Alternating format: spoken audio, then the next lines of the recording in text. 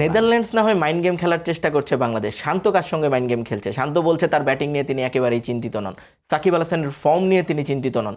কিন্তু আমরা যদি বলি বাংলাদেশ এখন পর্যন্ত যে ম্যাচ দুটো খেলেছে, শান্ত অন অ্যান্ড অফ একেবারেই রান পাননি। মানে যে রানটুকু পেয়েছেন সেই রানটা আসলে বাংলাদেশের জন্য কতটা লাভ হয়েছে সেটা নিয়ে এখন প্রশ্ন করা যায়। সাকিব আল হাসান 2 ম্যাচে মাত্র 4 ওভার বোলিং করেছেন। একটা টি-20 ম্যাচে সাকিব 1 ওভার বোলিং করেছেন, দল 20 ওভার বোলিং করেছে। এটা সাকিবের পুরো ক্যারিয়ারে কখনো হয়নি। তারপরও দল বলছে আমরা এটা নিয়ে টেনশন করছি না। Because of class is permanent, performance is temporary, এটা আমরা সবাই জানি। সাকিবের এখানে এত বছর পরে এসে প্রুভ করার কিছুই নেই। So Shakib Al Hasan he knows how to develop himself, খোলস থেকে কীভাবে উঠে আসতে হয়। 2-1টা ম্যাচ আমাদের সাকিব আল হাসান যখন পারফর্ম করেনি, কিছুটা বডি ল্যাঙ্গুয়েজ আমরা দেখে অনেকটা মনে করেছি যে অ্যাটলিস্ট ওয়ারিড হয়েছি যে বাংলাদেশ টিমে সাকিব আল হাসান কি ফুল এফোর্টটা দিচ্ছে কিনা। আমার কাছে মনে হয় Shakib Al Hasan is a fully experience একটা প্লেয়ার।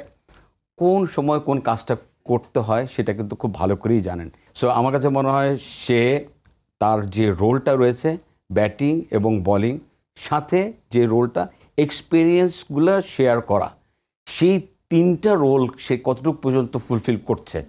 যদি আমি ব্যাটিং বোলিং ধরি, যে সে এখন সেই জিনিসটা পারফর্ম করতে পারছে না বা হচ্ছে না, বাট এক্সপিরিয়েন্স দিয়ে কিন্তু টিম জিতাচ্ছে। আপনি দেখেন সাউথ আফ্রিকার সাথে যে প্ল্যানিংটা, শান্ত ভালো ক্যাপ্টেন্সি করেছে, বাট সাকিব আল হাসান আমরা নিচে কিন্তু অবশ্যই তার ইনফরমেশনেই কিন্তু পুরো মাঠটাই চলে এখন পর্যন্ত। রিয়াদ এবং সাকিব আল হাসান যে এই দুজন কিন্তু ইনফরমেশন সম্পূর্ণভাবে শান্তকে দিচ্ছে, সেইটার একটা এক্সিকিউশন প্ল্যান চলছে হলো বাংলাদেশ টিমে। সো সাকিব আল হাসান শুধুমাত্র ব্যাটে বলে দেখলেই হবে না, আনুষঙ্গিক অনেক কিছুই রয়েছে যেটা আসলে সাকিব আল হাসান এই টিমে রয়েছে। অ্যাগেন্স্ট টিমের ওরা মনস্তাত্ত্বিকভাবে অনেকটাই দুর্বল থাকবে, ওর অ্যাগেনস্টের প্ল্যানটা কী হবে। এবং সাকিব আল হাসান এমন একটা ফ্ল্যাকচুয়েট প্লেয়ার যে কোনো সময় যে কোনো জিনিস করে ফেলতে পারবে, সেটা প্রুফ করে আসছে।